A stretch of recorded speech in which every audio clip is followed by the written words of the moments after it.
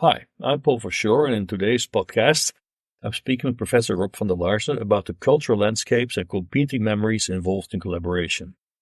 Rob trained as a historian and in his research built bridges to cultural studies and anthropology. As research director of the Amsterdam School for Heritage and Memory Studies and professor for War, Heritage and Memory at the University of Amsterdam, Rob takes a retrospective look at collaboration in the Netherlands during the period of the Second World War. So welcome, Rob. Great to have you here. Thank you, Paul.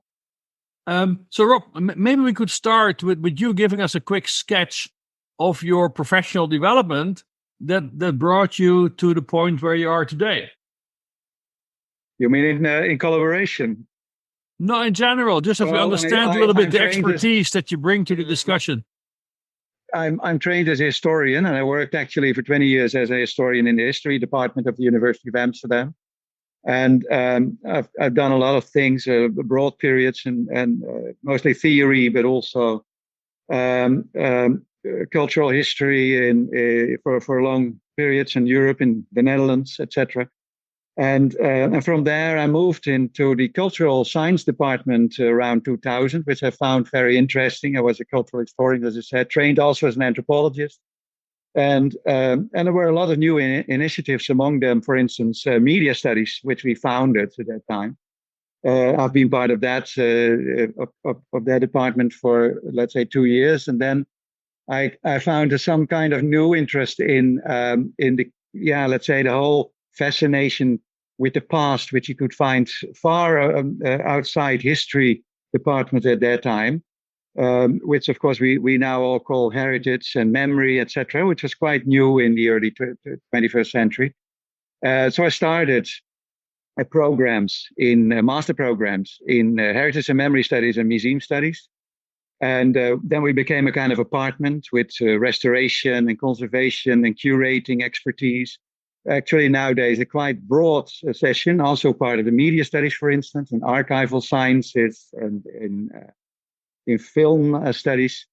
And then from all these expertise, we created a new kind of research institute called the Amsterdam School for Heritage and Memory and Material Culture, which is now one of the most advanced of the 6 faculty of humanities schools. It's completely facilitated and part of the faculty management structure. And after doing all that, I'm actually now moving in a sort of, I'm back to my earlier position. I'm now head of the cultural sciences department, which actually needs some kind of refreshment. So they took the old guy like me to support that. That's basically my task now. But I have all the expertise, of course, in house. And as you know, also already from at about 2000, 2010, in that period, we started large projects. One of them, one of the largest, was called Dynamics of Memory. It was a big, broad NWO project in the Netherlands. Actually, some 5 years before, I already was a kind of advisor of the government, some government ministries of welfare and education, for instance. And in that, I was one of the advisors of the Heritage of War program. And from that, some huge national program in the Netherlands started, Dynamics of Memory, which was broadly sponsored by all the ministries and by a lot of museums and heritage institutes and funds. And that brought me for some 5-6 years to, let's say, literally evaluating some 300 projects on new technology, digitization in particular, which was absolutely new in 2005. By discussing that, the idea was actually that the Second World War, was going with pension, as it was called. They would expect no new generation to be interested in that old stuff. So they said, yeah, we want to close actually those resistance museums and all that nonsense. And we have a sort of archive with the Red Cross, with the names of Red Cross victims. What can we do with it? NIOD at that time, the National Institute for War History, wasn't interested. And they said, well, there is some sort of fool at the University of Amsterdam who's interested in heritage. Go talk with him. Well, that became then the largest program ever created by ministries together in science, the Heritage War program. And we connected to NWO, which started Dynamics of Memory. And And from that, everything changed slowly. I started international projects like Terrascapes, for instance, which is still an existing network, programs with Cambridge University, where they were also interested in heritage research. People like David Lowenthal at that time, a lot of expertise brought together. And that ended in the kind of collaboration with we worked together, Paul, the Assessing Campscapes project, ICXs, which was a very interesting project ERA funded in Horizon 2020, which brought together a lot of universities, six European universities, and six campscapes, which grew, of course, later on to some eight of each, and a lot of companies working in, especially also in fields of digitization and visualization. Well, that's there are other projects which I'm still in working on. Like on critical heritage, future of Europe, that these kind of training programs. There are sort of let's say spin-offs of this ICXS project, like Houses of Darkness, which work with three of these campscapes together in visualization technology. So there's a lot being done, but there's also a lot still to collaborate. Let's say with future partners. Right. Because this So Rob, you enter this discussion on collaboration is sort of well prepared in the context of memory studies and conflict history. But now, what is collaboration and what purpose does it serve? Yeah, collaboration is, well, we know, of course, all about these collaborative research grants, like in Europe.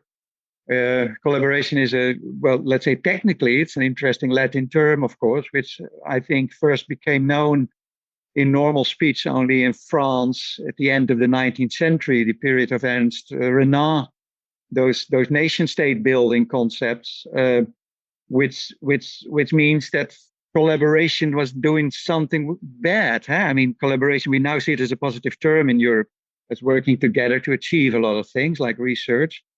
But collaboration had a long history already, going back to this actually working with the enemy, you could say. It became very negative in the Netherlands. If people say to me, would you like to collaborate? Then in the Dutch pronunciation, collaboratie actually only means one thing, which is working with the enemy, the occupying forces. And in worse sense, and that is, of course, now the nation state becomes less important. For many people now, newer generation, it means working together in genocide processes or the Holocaust or something like that.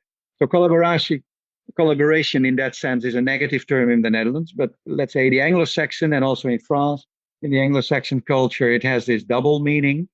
Some has found an escape on that. I think it's necessary sometimes to use that, to speak about collaboration and about collaborationism. Collaborationism is then what the Dutch called collaboratie. And collaboration is more what in Dutch language would be called samenwerking, working together. So in that sense, I think we can use the term collaboration in European way, while knowing actually that some European countries with an occupying history have some sort of negative connotation with the term. But of course, this negative connotation is actually what you would mean with a concept like collaborationism. Right. But now, could you unpack this a little bit with respect to these origins in the emergence of the nation state? What? Yeah, a nation state is a 19th century invention. Although we, of course, as a historian, I can say, let's say the department I was part of for some time was called the Dutch history section, let's say, which means that every country in the world has since at about 1870, not before, shares in national history. And how strange it seemed, before that there was no national history. There was a history, of course, a history of regions, of what was called states. Also in a small country like the Netherlands, the term states was actually used for what we now call provinces. In Germany, you can still find the term states for the different duchies, for example. The different parts of the country all had their own typical state organization, like you see also in the US, for instance. To call all that together a state, a nation, that is really a 19th century invention, starting, of course, in the late Romantics, after the French Revolution, you could say, from let's say the 1820s, 1830s. There was this general idea that people were not living together simply because there was a king or an emperor or whatever who created a kind of structure of all these different smaller noble estates or something like that. But that there was also kind of natural cooperation between people. There you see already a term like cooperations big S to drop up. And that idea is that people shared something, like a language, for instance, like a history, like a past.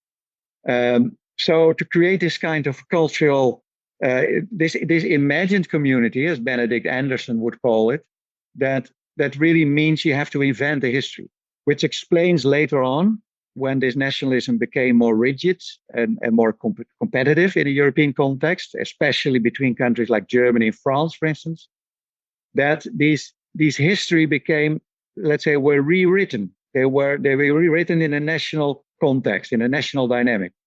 Now, how remarkable this is, that when we started, for instance, Dynamics of Memory as a European project, that I was one of the co-editors of a volume which we started with the idea that we tried to find out how this history of the Second World War, I mean, we talk about a world war, and the Holocaust, were actually completely written in a different narrative in all these European countries. And that is quite remarkable. It means that even international phenomena are in Europe still up to today being understood from a national frame. Mm-hmm. And that has to do with the invention of the nation state. And this nation state, you could say, formally its invention, let's say, at about 1813, 1815. But as a cultural concept with this notion of history that people felt to belong to each other, that dates from at about 1870. But then from that period on. What did the term really describe in that sense? Was it the identification of an individual with an opposing nation state, like in some sort of, in terms of an identity? So what purpose did it serve when it arose? Yeah, the remarkable thing is that people started to identify, of course, with a culture, which was originally a regional culture, and then it became nationalized. So in these different parts of one country, they felt to be friends. For instance, it's a great book written with an American historian, Eugene Weber, who called the title of the book is From Peasants into Frenchmen. And this whole process starts in 1870 and ends in 1914. So you see very late French people who spoke all kinds of different patois, different dialects, were trained by the same school system, etc., to feel themselves friends in first instance. Now, that happened in many countries.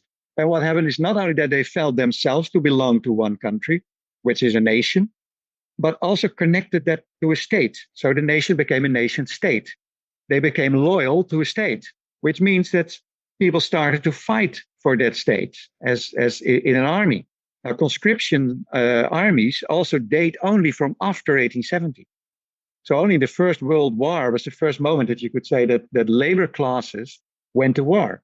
Which was a tragedy, by the way, of course, because socialism was international at that time and couldn't expect it to happen. But what you see already then in 1914, the First World War was not only a clash between France and Germany, it was actually also already then the disaster of socialism, because it made perfectly clear to all the nation states that nationalism had won, that nationalism was stronger than socialism. Now, one guy, as we know, was very clever in understanding that the combination of these two, National Socialism, was, of course, the winning formula. Exactly. And, yeah, exactly. That is what happened. But let's say what you see from 1870 on and after this First World War is that people became more and more loyal to a state. They paid their taxes, and it was absolutely not done in the 19th century still. I mean, this is a very recent invention. And after the Second World War only, we created this welfare state, that the state took care of all these right. people. So, but now can we look under the hood? Can we look under the hood of this in terms of what are then the underlying features, right? So what defines that collaboration with the nation state? Yeah, that is the collaboration. The remarkable thing is that collaboration is actually what happened in behavior between the relationship between state and citizen became that of collaboration. But during the First World War, and more especially during the Second World War, collaboration, which was already a phenomenon, which was actually the basis of the modern nation state, suddenly became a negative concept, because it means collaboration became working together as citizens or as states with occupying powers. So it means actually that you were collaborating with the occupier. And that had everything to do, of course, with the invention of the nation state. Because, let's say, in the 16th, 17th, 18th century, when a country was occupied, it was completely normal to collaborate with a new with a new state, with a new authority. That was the general way everything works. Now, officially, this was even still so in the Second World War, when the Dutch government, for instance, took exile in London. They let know to the Dutch administrations that they had to collaborate with the German occupier. That was official policy and legitimized. So that happened. All this local and regional government institutes worked together with the Germans as if nothing had changed. They took over the national government, of course, appointed their own fascist collaborators, so to say, in central, crucial administrative position. But all the others, the thousands, 10,000s of others, including school teachers, etc., everyone stayed in business. And after the war, of course, we're accused of collaboration. I think also at economic collaboration. But in a certain way, even tax paying was collaboration. Now, this is a sort of absurdity, because collaboration was the normal way of working together in the state. But because of this negative impact of occupation, which was in many countries new, in the sense that in many countries, nation states, let's say, before that was normal, but after the nation state, it was generally they only work together with a nation state. So working together with an enemy nation state then became a negative concept, became a kind of treason.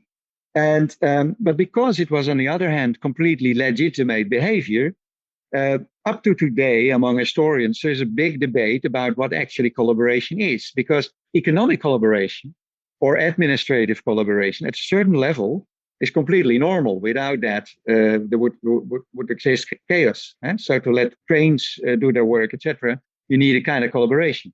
But when the trains are transporting Jews to Auschwitz or Westerbork Auschwitz in the Netherlands, then this economic normal collaboration suddenly becomes a kind of morally wrong collaboration.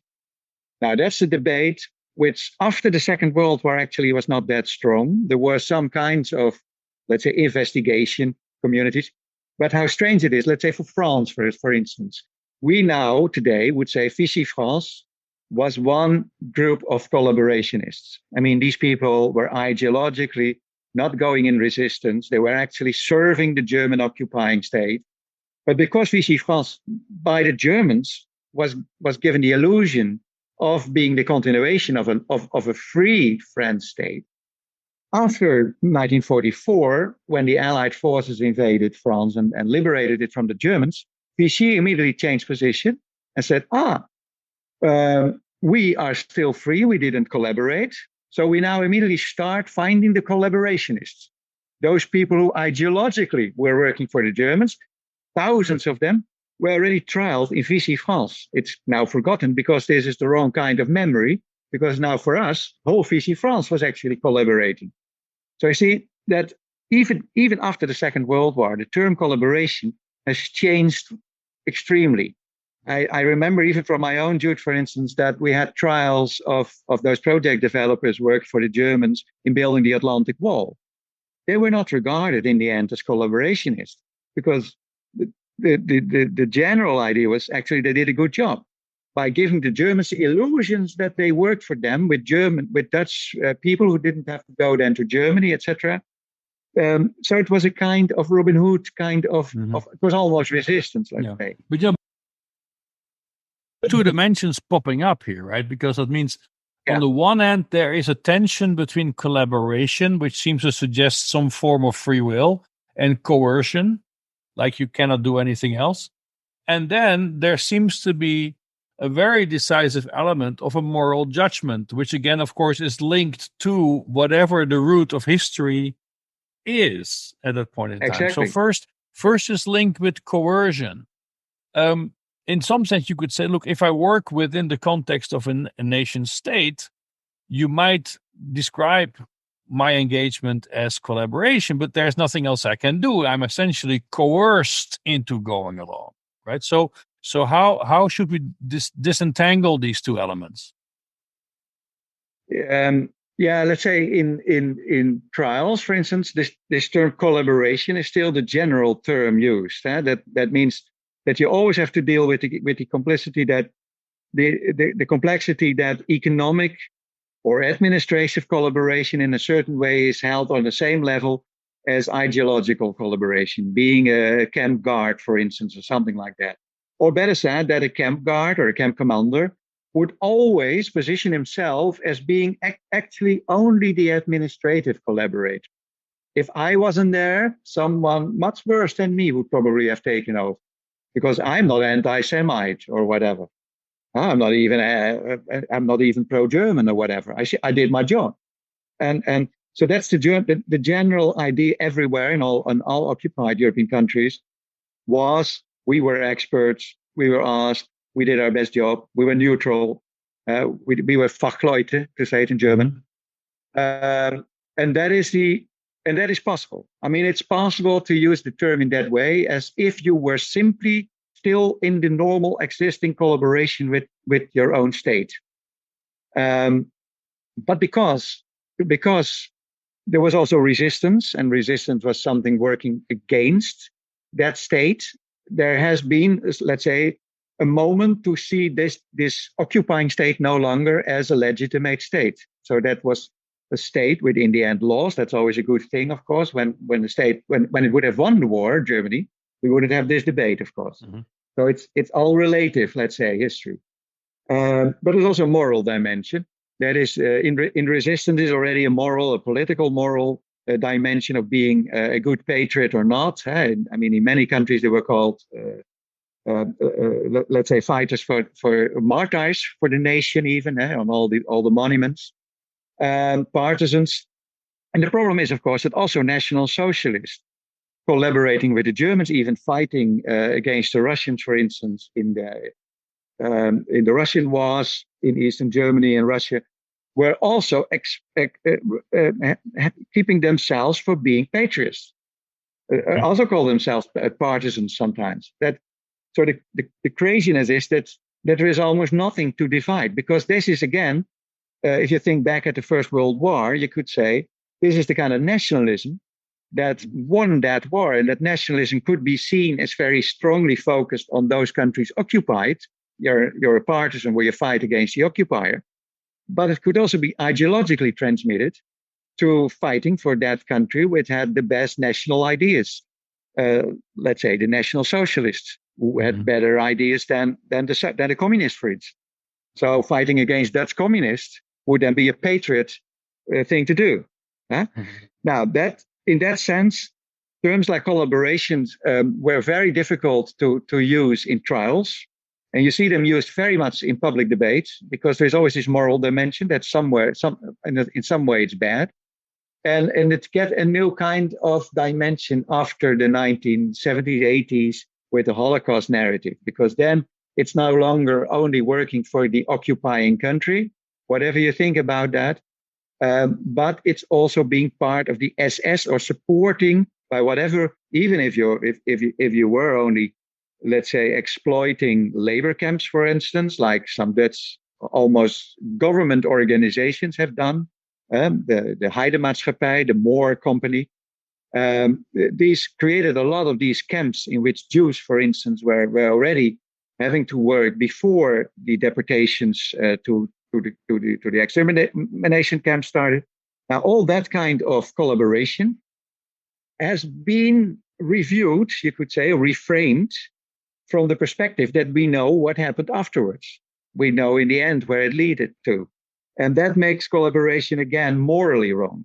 That is now the general, let's say, the general opinion, I think, which is shared by most Dutch people, at least, and most French people. But that seems to be more a colloquial, informal definition, because you also highlighted already that in the actual court cases, apparently, as a concept, it didn't hold. So can you explain that? Was it really rejected offhand? Was it investigated?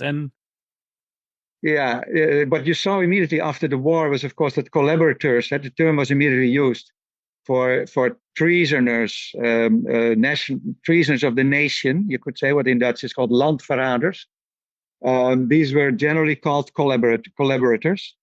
And they were sent then to the camps when the Jews were liberated from the camps. You could say the National Socialists and these specific group of collaborators were immediately sent and turned to these former concentration camps. And but in the end, you see that almost all trials failed.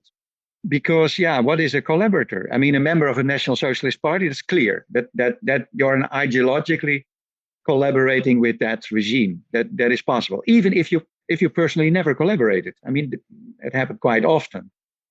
Let's say small farmers, for instance, in some parts of the country, who for whatever reasons became member of an organization that actually became a National Socialist organization, were of course accused of ideological collaboration, although they never probably ever worked for any German organization or did anything in that sense wrong.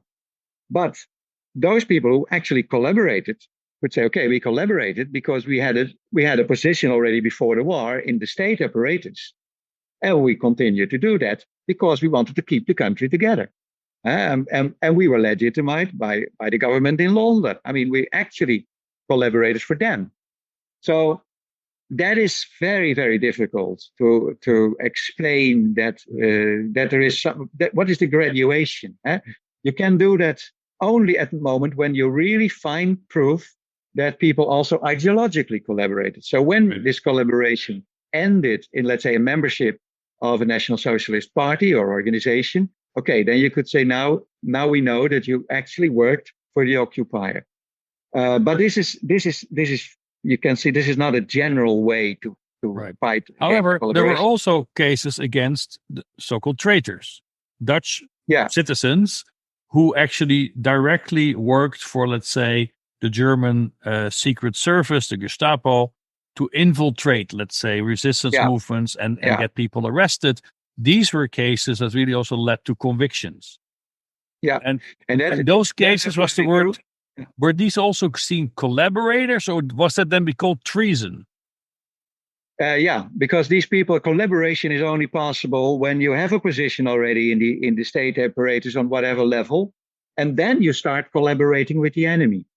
Let's say a government, let's say Denmark, for instance, or Norway. These governments who stay there, Belgium in a certain way, these governments collaborated with the Germans, the Balkans, for instance, the Ustasha regime or the Ukrainian nationalists. They collaborated. But if you start making a career as a secret agent without having a position before in the Netherlands, you could say you're just only your work for an enemy organization. So that is treason. Then you are in the service of another country's of the occupier, let's say the occupier's military or police organization. But that is a strange concept because the same concept is also used against communists who went in the 1930s to Spain to fight against the fascists. They lost their citizenship in the Netherlands and they only received it back, some of them only in the 1970s. Mm-hmm. I mean, even though they were active resistance fighters during the Second World War, I mean, you couldn't be more patriot than that, you could say. But they never earned that back. And they lost their jobs actually to National Socialists who came back from the camps in the early 50s or the late 40s. Because then Cold War started, and also because of that, they were still not held for trustful citizens. So collaboration can take very, very strange ways, but also this kind of treason, because these people were also accused of having been served not an enemy state, but simply a foreign state. and fought against the Germans, which was still, before the Second World War, still a befriended nation. So if you fought against German army, for instance, in Spain in 1936 to 1938 or whatever, then you were actually fighting in the service of a Spanish government, although officially Spain was a befriended nation, the Republic. The Netherlands, for instance, forgot that and say, okay, no, but you were fighting against those Germans, and that's a befriended nation. So you see, this concept is also absolutely weird. And there is another way, of course, to escape it. Let's say many of these people working for the Germans, police people or whatever, after the war, they simply went to Germany. If these people lived in Groningen, for instance, or in Asse, near the German frontier, or in Limburg, they simply had to move 50 kilometers. And they lived in Germany. And many of them, most of them have now, of course, they died. But let's say up to not too long ago, many of them lived there in a completely normal life. They had a death sentence or whatever in the Netherlands. But the Netherlands were not able to catch them because the German government were not allowing them to deliver them to the Dutch state.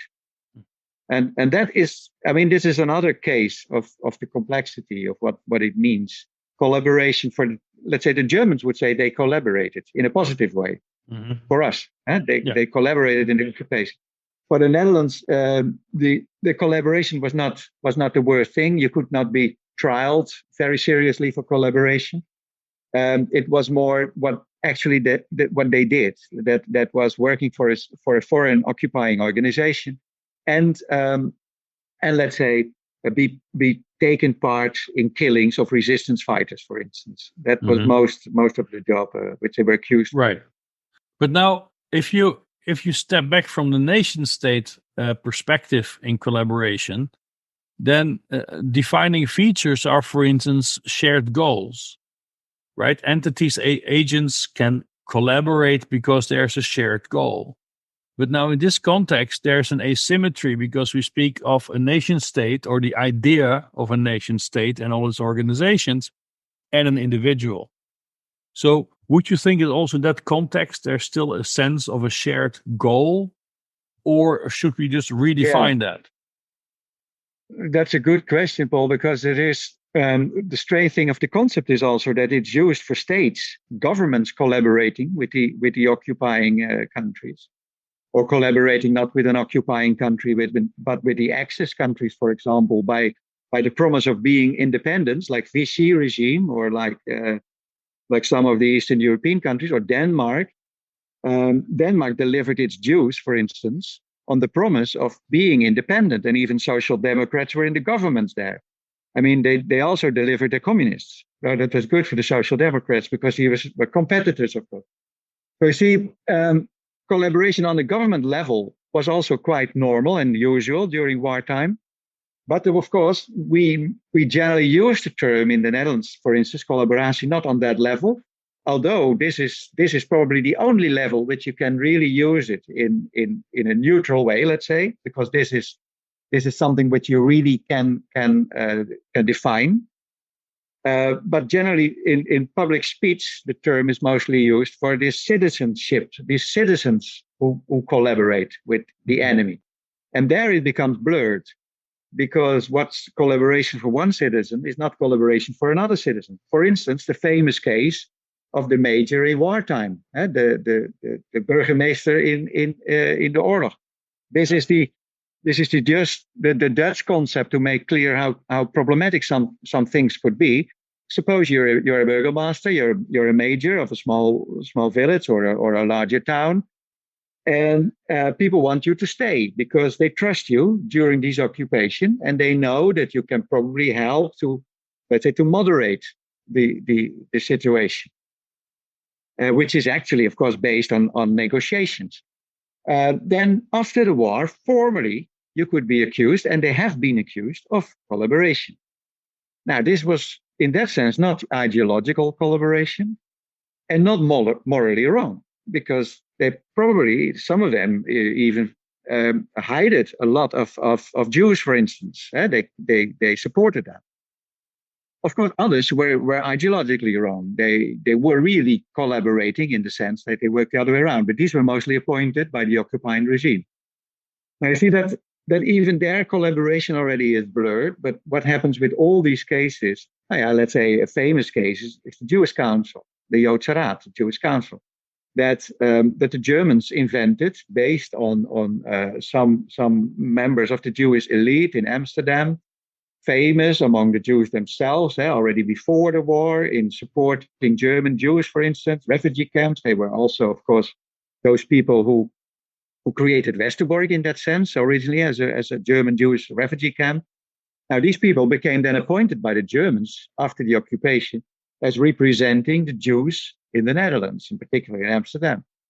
And slowly they became, instead of representing, became collaborating in making the list, in registration, in selecting those people to be sent to the camps. Mm-hmm. Every time, with every new step, with the idea, now, we take this 1,000 for this week, and maybe then we save some 500 others, up to the moment that no one was left, and they had to be sent themselves to the camps. Mm-hmm. So but now but this is an important step, right? Because that means the German occupier put in motion a process where they also engineered this collaboration, as you just described it. Would you agree with that? This was an engineered process? This is exactly what it was, and it shows the cleverness of the German occupier. I mean, what I always want to make clear to students and colleagues is that fascism has nothing to do with primitivism or with backwardness or with people who are against change and, what you often find also now in interpretation of populism. These are those people who, like with Brexit, for instance, who don't want to be part of Europe because it's modern. No. National socialism, like fascism in Italy, were extremely modernist and extremely supported by people like us, for instance, like by intellectuals, by professors, by political powers. There was a lot of knowledge here, and they knew very, very well how to deal and how to occupy. They were really experts, maybe brilliant experts, and maybe the best occupiers ever existed.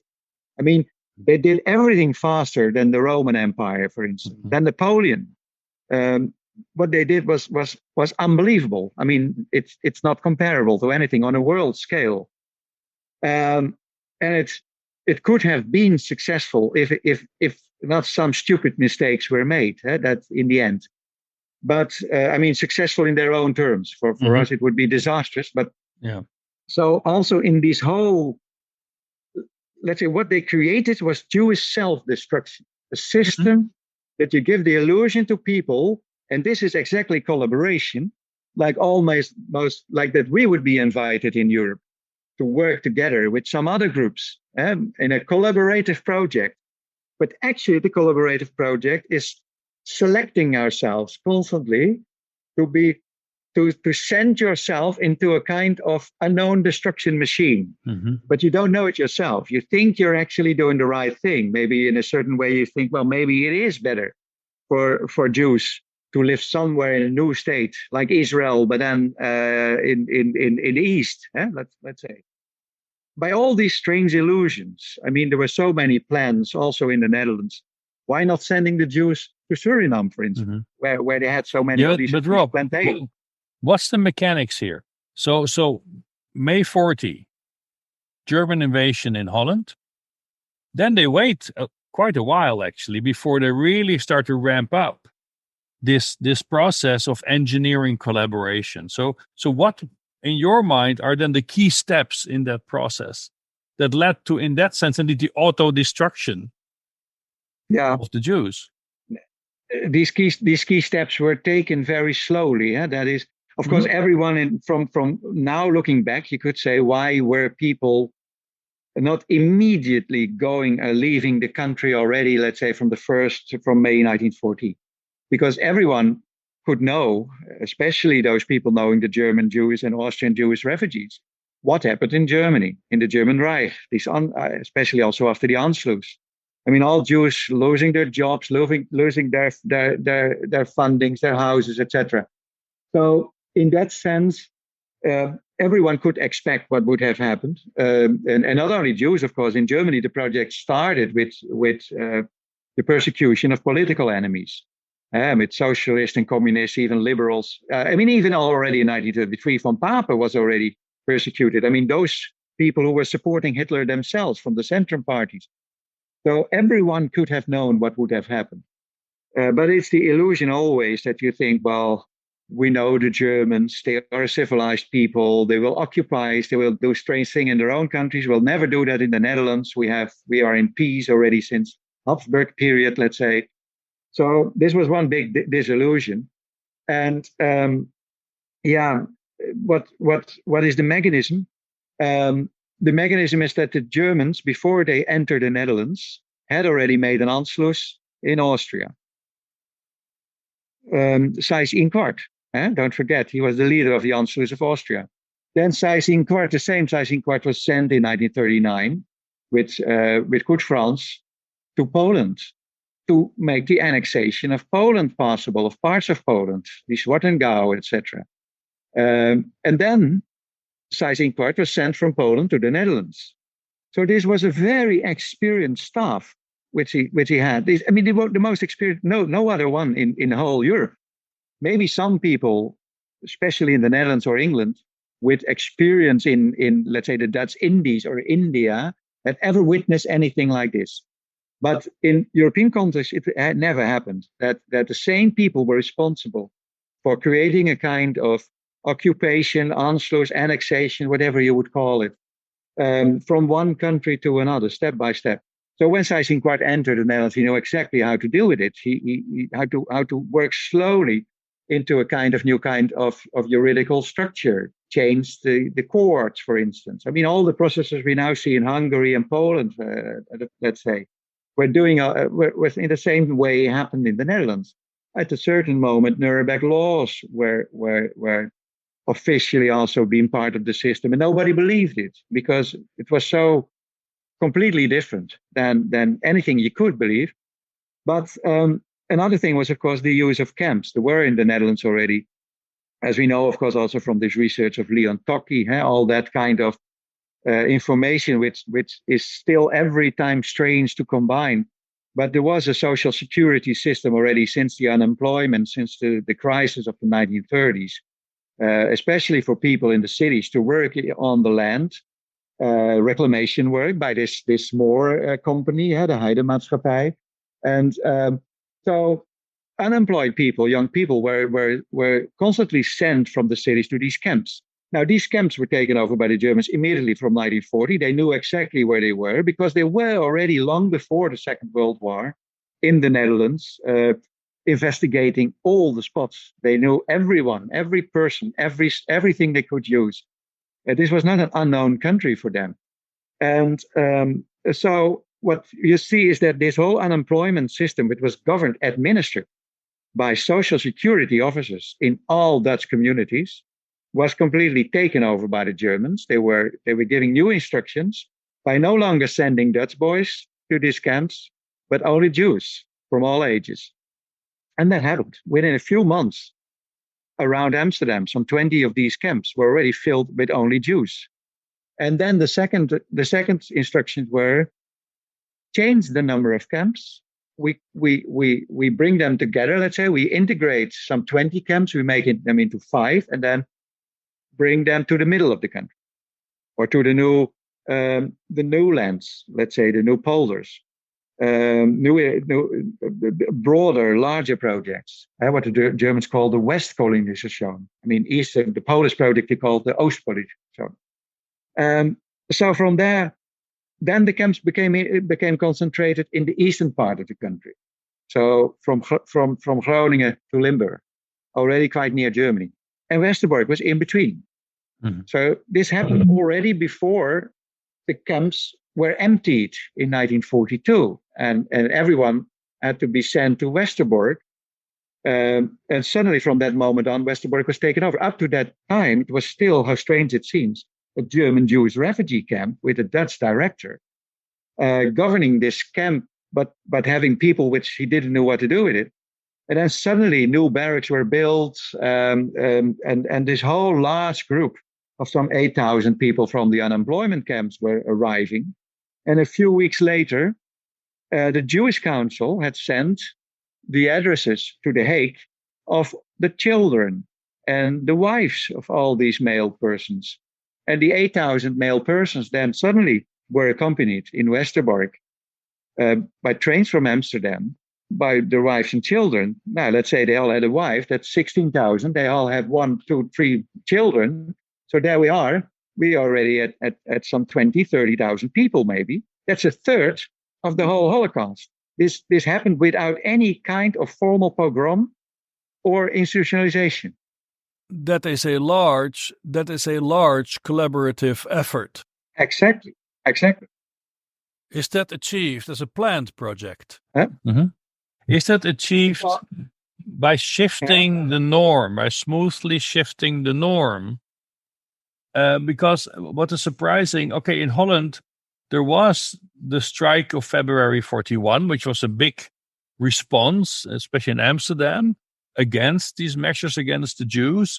So in some sense, you could argue this is where maybe Seyss-Inquart misread how easily society would go along in that process. Or do you think that was for them just a blip that could easily be suppressed and not a real concern? Well, this is the February strike is the problem is that the February strike is, of course, in history, it has been very much politicized. So we all know that members of the Communist Party were organizing it, but after the war, that was not done to make that too clear, because there was, of course, always this general notion of how could they have organized it, because we had this Ribbentrop-Molotov pact, the Germans and the Soviet Union were working together, so it's impossible that the communists were doing this actually.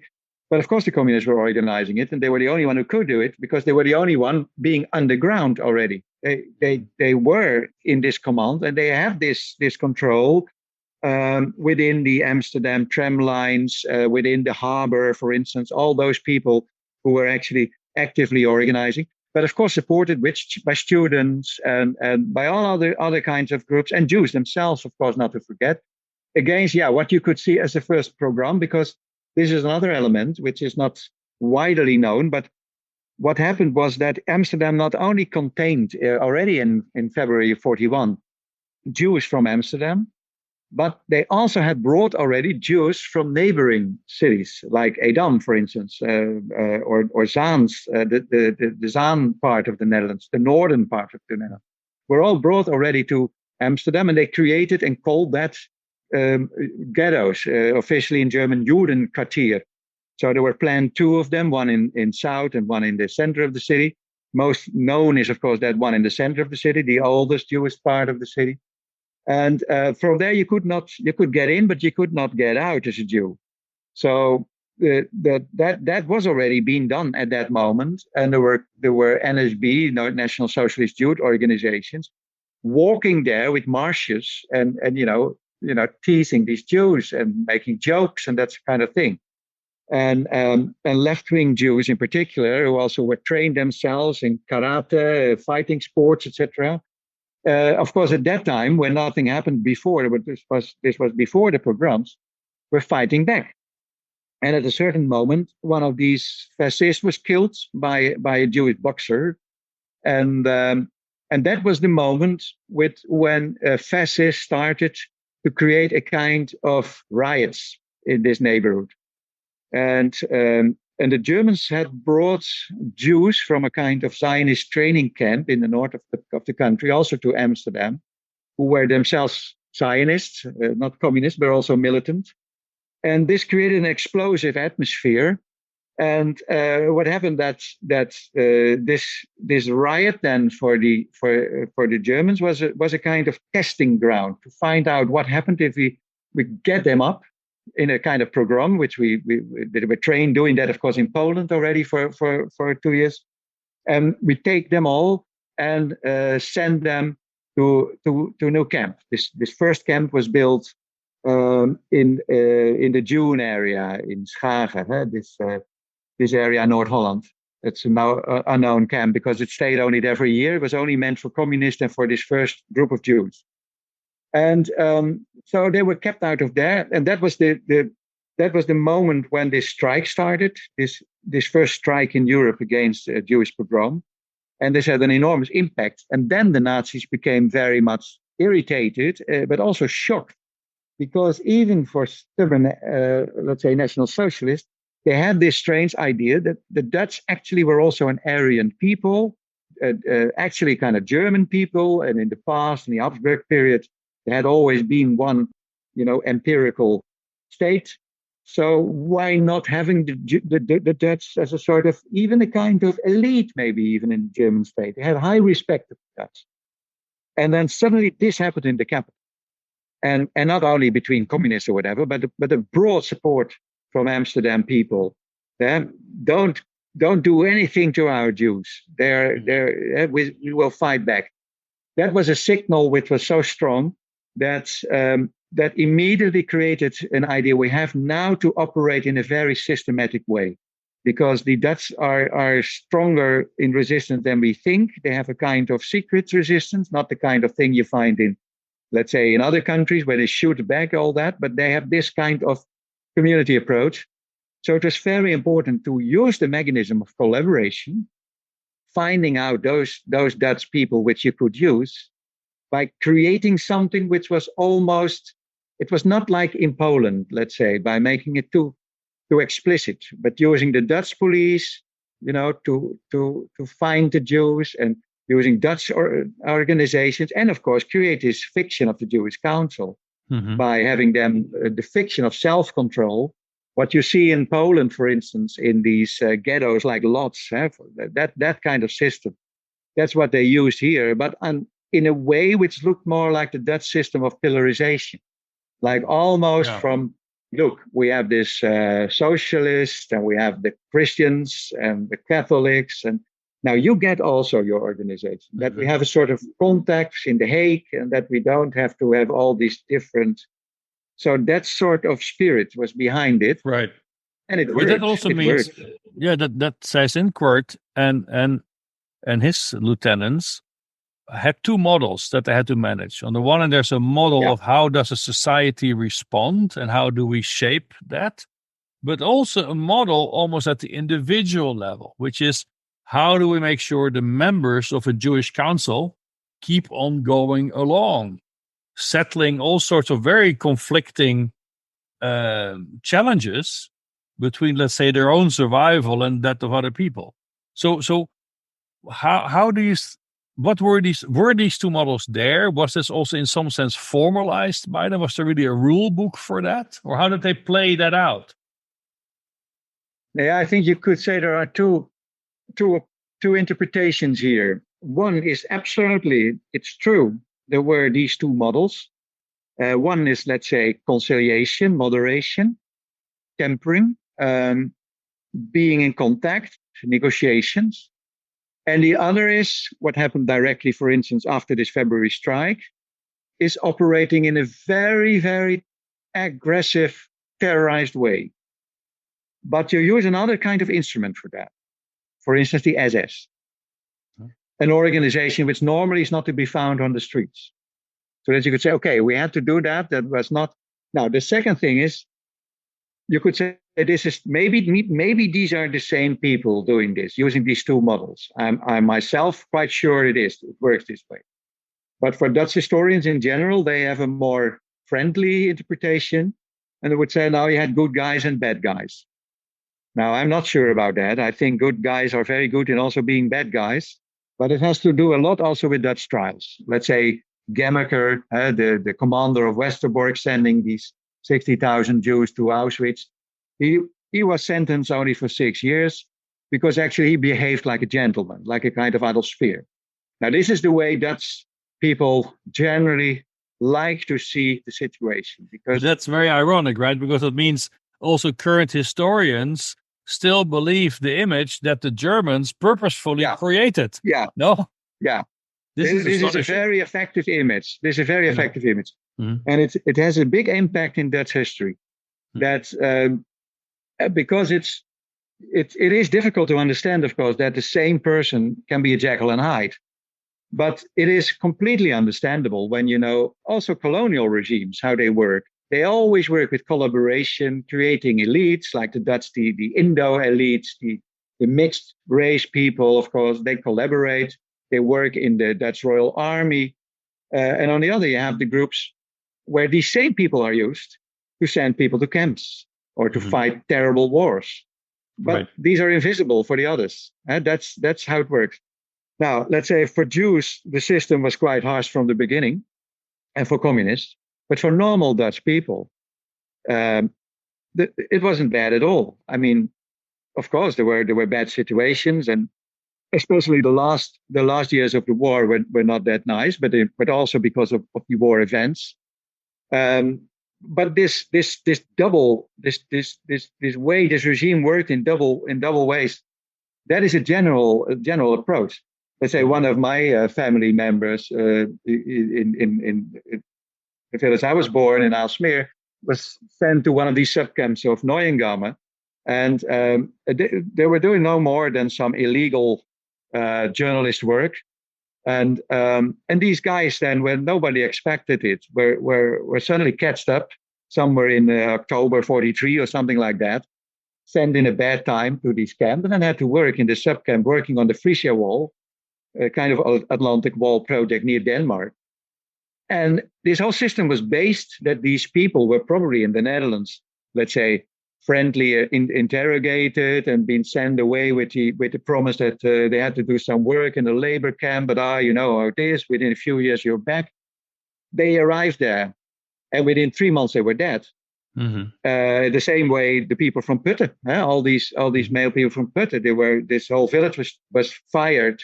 Nobody knows why, but the male were sent to these same subcamps of Neuengamme and worked in the same way in the same period of the year, and all died within a few months. So these were actually extermination camps, death camps, which we don't know. Nobody has described the history of these camps because they are now fitting in the image. You think of Jews being killed in these camps. Nobody speaks about Dutch people being killed in comparable ways, or Russians, for instance, in these Russian camps. But now, Rob, if we bring it back to the theme of collaboration in this case, you gave really very clear sketch on how this slowly played out in the Netherlands, right? And how the German occupier gained control using collaboration from these older nation state roots. And would you say that's also a recipe they followed within Germany itself and other Western European states? It was a generic approach that they took? Yeah, but you could say that generally in the Eastern European parts, there was a lot of collaboration, but this was ideological collaboration. You could say this is collaborationism. And there was a lot of terror. So the combination of collaborationism, let's say by Catholic nationalists in Balkan states, or Ukrainian nationalists in Ukraine being very anti-communist, etc. All that sort of collaboration worked together with an extreme lot of terror, communists to Jews to minority groups, ethnical terror. And in the West, ethnical terror was not part of the system. It happened, of course, to Jews, but they were killed not in the West, they were killed in the East. They were first sent there to where terror was already normalized. In the West, you could say, the only terror they knew were actually some bombings during the first part of the war. If, for instance, in the Netherlands, the battles at the Grebbeberg, but also the bombing of Rotterdam, one of the first cities to be completely bombed by the Axis, by the Germans. Of course, the first was Guernica in the Spanish Civil War. But a combination with what happened in England, which was officially not occupied, but had a lot of these bombings, you could say this is the experience in the West for normal people, and of course the Battle of Arnhem later on in the second part of the war, the Liberation War. But the pogroms and the deportations of the Jews, these were very specific. These people were isolated in first instance, taken from their original neighborhoods and cities and towns, concentrated in these ghettos in some big towns like Rotterdam and Amsterdam. And from there, for instance, let's say I live myself in a small Dutch town where some 50 Jews were killed in Auschwitz, and so we were. But there was never a memorial up to the mid 60s for them. There was a monument for those people in resistance being killed, some 10 persons, but not for these Jews. Why not? I asked later on. I said, why did it never happen? I said, yeah, but these Jews were not, when they were killed, they were already not living in this place. They were sent to Amsterdam. So where they actually they were sent from a ghetto to a camp, which means that the original place where they lived were not regarding them as their own victims. They didn't belong. Because there were no survivors. There was also no family so we only have a graveyard. But if you look at the system in the Netherlands, and we would do some counterfactual reasoning on this, what could have been the response of Dutch society to disrupt this plan? Well, the problem is, of course, when you don't have terror against total population, like in Poland, for instance. I mean, the Poles were not very friendly to Jews, but they suffered the same kind of occupying terror as the Jews themselves or the Ukrainians. So in that sense, that's what they shared. So it means that all of them were in a certain way in resistance. In the Netherlands, there was resistance only from let's say, from 1942 onwards, but most of the Jews were already sent to camps. It was, of course, based partly on finding hiding places for Jews, later on hiding places also for Dutch boys in particular, being threatened to be sent to the Eastern Front. But that was a kind of situation which was indirect terror. It was terror, but was indirect, was invisible. And which means that being in resistance it was risky, but was also against the sort of mentality people had, because they were very brave people and very civilized people, and you had to do what the government says. Also, even if the government is an occupying government, it's still a government. So it's not that easy to come into resistance.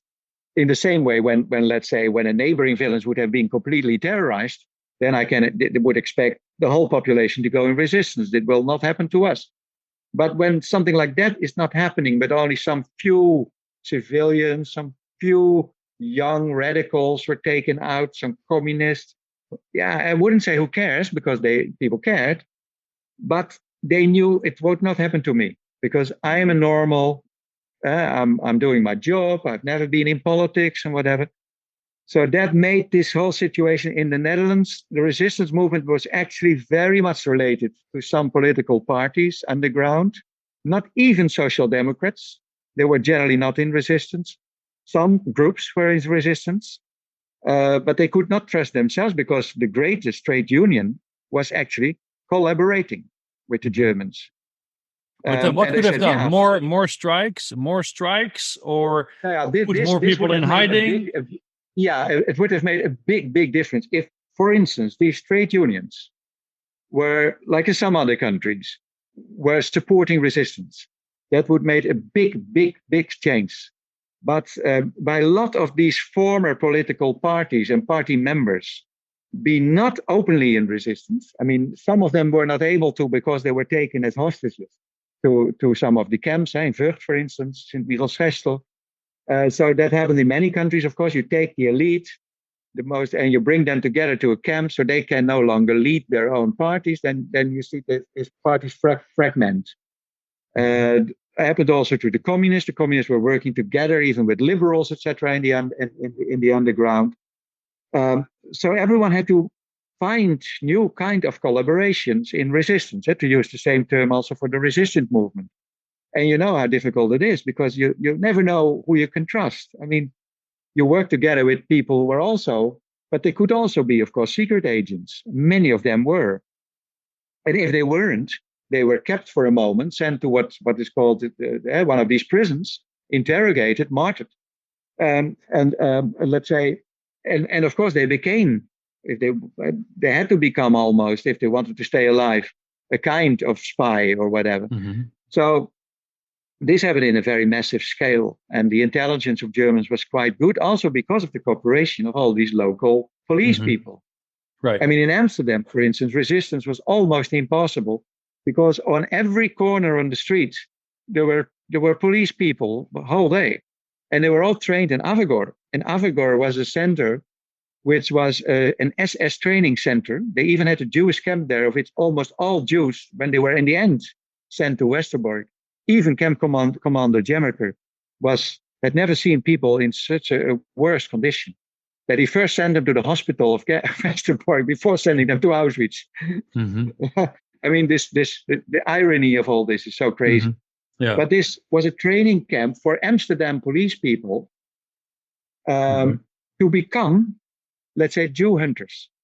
So many of these Amsterdam police, and don't forget, these Amsterdam police people were not trialed after the war, and they were still there, many of them, during the 1960s Provo movement. This is one of the explanations why Provo was provocating the police, because these were military trained, SS trained police people. And that's amazing. They were even honored after the war. Wow. Yeah. But now, Rob, what you're describing is that this notion of collaboration is an automatic consequence of having this relationship between a nation state and its citizens. So that means, given that structure in which we exist, we are all collaborating continuously, by necessity. But also, it shows also a vulnerability in that system, because the citizen is collaborative with this abstract construct of a nation state based on a sense of trust, a trust in that system. Like, the system is well intentioned towards us and the common good. And that's, in some sense, what the German occupier co-opted, because people could not break out of that assumed relationship of trust between themselves and the nation state. Would that be a correct interpretation? Yeah, exactly. This is absolutely correct. And it's not only on the kind of system as we now describe for the camps, for instance, which were not guarded by Germans, don't forget. Inside these camps, there were Jewish capos. So they were sent, Jews themselves sent other Jews into the trains. But outside, for instance, in Westerbork and other camps, also in Germany, in Westerbork were two police commands, battalions. And the battalions were one from Bremen, German city, a reserve battalion which already had been fought in the Eastern Front, experienced in the Russian war. And the others were an Amsterdam battalion, which probably also had some Eastern experience and were trained in Avigor. So actually, there were only 40 Germans who did the whole job, sending 107,000 people to the extermination camps. I mean, this explains everything about the term collaboration.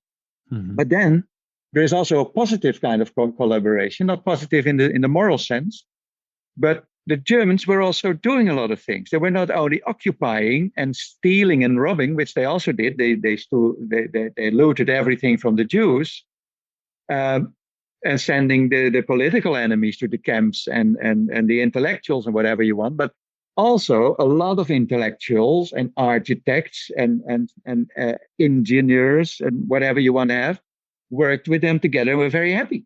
Because if you look, for instance, to the restoration of Amsterdam city, if I look out of my window here, if I would change my screen, you would see all these buildings which were actually rebuilt during wartime in a city like Amsterdam, which was not destroyed.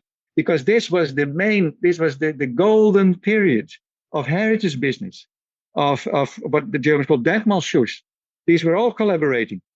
What they did was actually finding out what was, and that was their escape route. After the war, there were some trial investigations, and they said, yeah, you collaborated with the Germans. You worked in the kind of Heimat architectural works, rescheduling.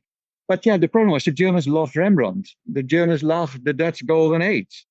And so what all these architects said, no, we were actually playing with them, because the Germans didn't see that we were very Dutch nationalists. We were patriots.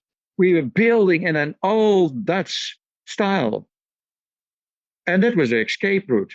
They didn't say, of course, that the Germans loved this old Dutch style. It was especially what they wanted them to do. Mm-hmm. But now, given the model and the history behind it that you sketch on collaboration, now in the European context, we are shifting partially away from a nation-state concept to one of a federated Europe.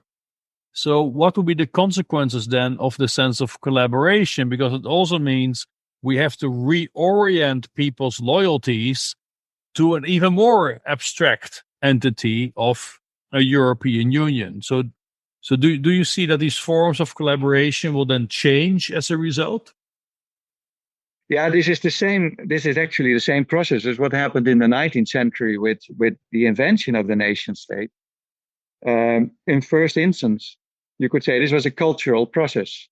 I mean, for some countries like Germany, this is also the official idea that there was already a kind of German people, starting with Herder, etc., from the late 18th century in music and in poetry and in philosophy.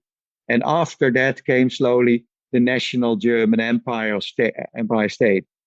But this was, of course, not really how it really happened, because there is always this combination of political power and culture, because we all know culture is used also on the micro level. Always you don't build an opera hall because people like it, but you want to show the opera is already bringing you into kind of mood. It creates power. It creates the image of those people who are creating it, of the elite sitting there on the balcony and those, etc. So in that sense, this is also going on in Europe. Europe has been for a long time believed in the myth, you could say, of a Europe of different culture, different nations, as they call it, of regions, different regions.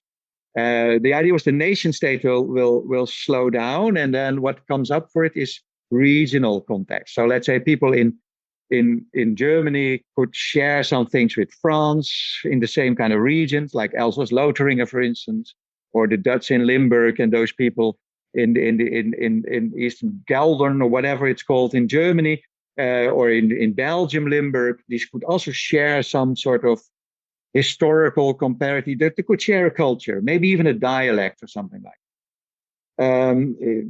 Northern Italy with Austria, etc. Now, we all know that this is a big mistake, because if ethnic war happens, it's always exactly in these regions. Let's say former Balkan wars in the 1990s. What happens is that neighbors are killing each other. Those people who share the same culture, they share the same language, but don't feel themselves still different because there is some sort of identification with another religion or whatever. It's always that it doesn't work this way. Culture is more, let's say, is as much divisive as it is shared, and it's not a base to build something on. You have to really start from the structure itself. And in Europe now, you could say it's a complete failure. You can say there are many cultures now working together in Europe, but maybe there is more affinity between, let's say, Geert Wilders or Thierry Baudet, this populist in Western European countries, with Viktor Orban in Hungary, than with their own prime minister. This culture of trust is being completely lost in a certain way. You even see it nowadays with this COVID-19 situation, that people create a kind of identity by being against vaccination, for instance. What could be before anti-Brexit, or could be Brexit in England? It is a sort of mostly regionally based, also in northern Italy, for instance, with Lega Nord, which then became suddenly a national party. And then suddenly also people in Sicily started to drop up and support that same party, which was 5 years before, if there was anything Lega Nord people hated, it were Sicilians. Mm-hmm. So you see, this cultural element is a fixing, floating thing. It's not something which really goes back to a past. All these pasts are invented. I mean, everything which people believe of being, I'm really Dutch or I'm really French, it's very nice, but this can change just as much as state borders can change. And that is the big issue of Europe, of course, that that it is based in a very, very meager program, because it brings together very, very different um, states of nation states together, you could say, which still, for a big part, are still being creating this nation state. I mean, in Western Europe, you could say, okay, the nation state is in fatigue. It's already slowing down. It's an old concept which people don't believe anymore. Western Europeans probably were ripe after the Second World War to start together and to create something on a new base together. But Eastern Europe, after the fall of communism, is only now reinventing its nation state. It's now using the models of the 19th century as being completely new. I mean, these people like Orban or all small dictators, their models are those dictators from the 1920s, 1930s, or whatever, who were dictators because they were fighting the outcome of the First World War. The Trianon Treaty, for instance, in Hungary. They wanted to become really big Hungary again. Or the Poles, who probably want to have Litovia or whatever, being their old borders back. They probably want to go to Odessa again. I mean, the craziness of these nationalism is what is in the head of people, and not being part of Europe. I mean, the Hungarians are part of Europe because they know that they earn a lot of money by Europe, and Europe is simply giving it to them without any kind of restriction. But now, what will be the steps for Europe and the European Commission to guide this process in a constructive way? What would you see as the three most important measures they should take? Yeah, this is a complex question, because you know that in our programs we only wanted to highlight many of these kind of cultural conflictive processes. I mean, I'm a historian, I'm a cultural scientist, and most people think I love history and I love culture. So in many of the debates in the past decades I've been, they always said, yeah, but you wanted to have more of these things in the education, for instance, of school. And I remember once being said that it said, no, it's better even than to stop history and no longer talk about culture, because there's nothing more divisive. When people start to define themselves in these terms. So if I belong to this culture and you belong to another culture, it means we don't share a heritage, for instance. Now, if you start a European project, you know how it worked in Europe. They really believed in a value community. It's not only an economic community, but also a value community. Now, that is beautiful, but how can you start a value community with all these politicians having their cultural agendas, these churches which still exist, all these national organizations, all these national histories, all these national culture projects, and broadcasting companies, etc., mostly owned by national politicians? That is completely impossible, because every politician knows you have to create a certain way, like in sports, a certain competition to win. So you start by making clear what the difference is between your party and the others. Now, in Western Europe, of course, we all know there is no difference. So there is no difference at all, not at least between a Christian Democrat, a social democrat, and whatever you can imagine else. It's simply the same. I mean, when they govern, they do the same thing. There's no difference. Even in the United States, you could say, in the end, in geopolitics, there is hardly any difference, even between Trump and Biden. It's in the end, the whole way they treat Russia or China or Europe, there is not that. It is different in tone, in style, but not in interest, not in long-term policy. Now, that is what lacks in Europe. Europe has not had any debate in geopolitical sense, because Europe is a weak, soft community of people with idealized ideas, no more Second World War, believing in culture and history, have this idea that they have this rich history, forget that they have a rich history basically based on war and on terror. I mean, every European country has been in war together or been in civil war. And that's where all this art comes from. They loot it. In every museum in Europe, you find looted art. Now, in that sense, they don't have to give it back to Africa, all of them. They can also give back it to each other. I mean, take the famous Joram Bosch painting. You're now in Spain. I mean, El Bosco, it's all looted art. It's looted by Alva from the palaces of the Orange family. Well, the Orange family is still there. They're monarchs if they would have some courage. they would go to the Spanish friends of them and say, well, give me our paintings back. That's a good suggestion. But Rob, Yeah. in that perspective, do you believe that if we take this European meta nation state that people pursue now, do you see that European citizens will be able to collaborate in that context in a sustainable and constructive way? Is it even possible? Yeah, the double answer is actually that in the same way as you could make a difference between culture and collaboration on a citizen level and on a national state level. You could say the national state level by connecting these nation states to cultures, that is the worst thing. If you forget that and you can get people out of that frame and make clear that they share a common aim in Europe, which is make Europe safe, make it sustainable, also in terms of climate, etc. You do all these things which people share on whatever level. You create welfare systems that I think the European project will be a big success, as the European economic project before the EEG was a big success.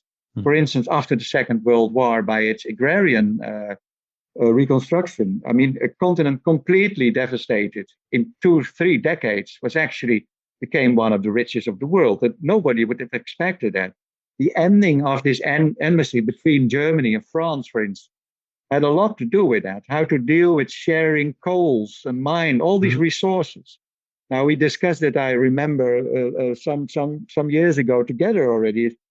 What strange it is that we don't have such a complete lack of discussion about these main things.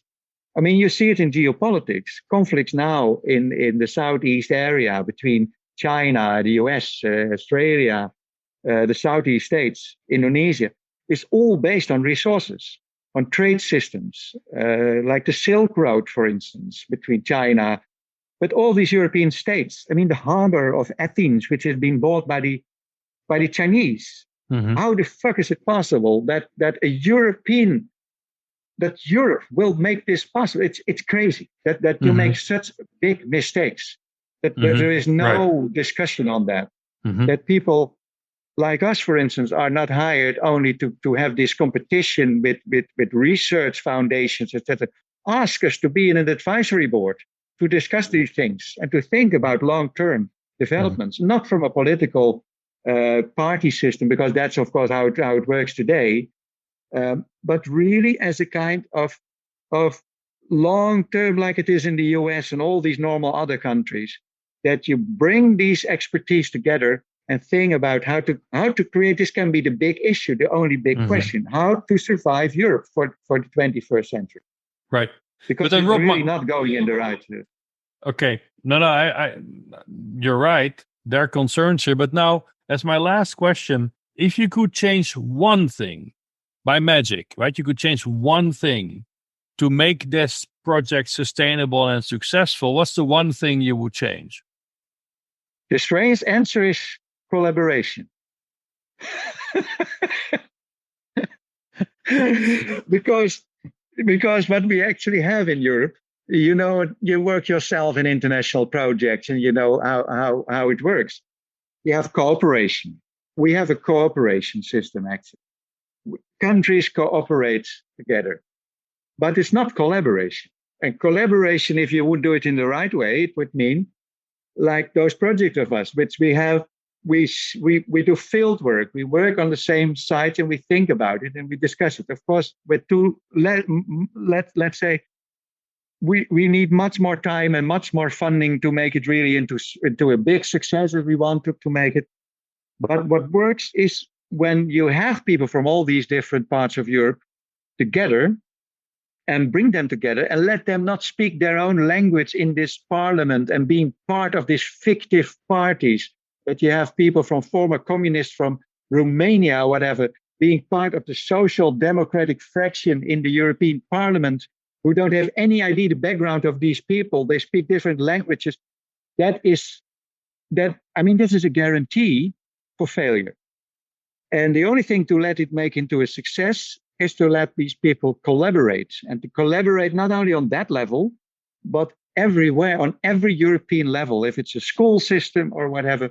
Also, let's say even the secondary school, maybe already the primary schools, you could create these kind of collaboration, not fictive like what you now have with a Dutch town and a French town and an Eastern European town, and they have a kind of cooperation. Of course, this is nonsense, but really make it into a collaboration that you could say, okay, we share expertise.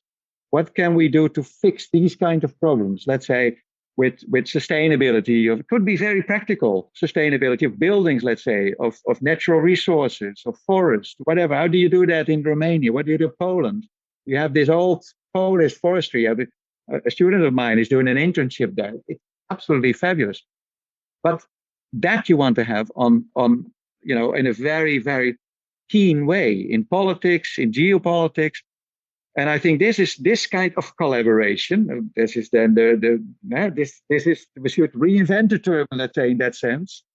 What you would really mean with collaboration, if you're a company, for instance, you don't want to have your people in different departments and that they don't know what they do for each other, like university, which still works with this craziness of disciplines.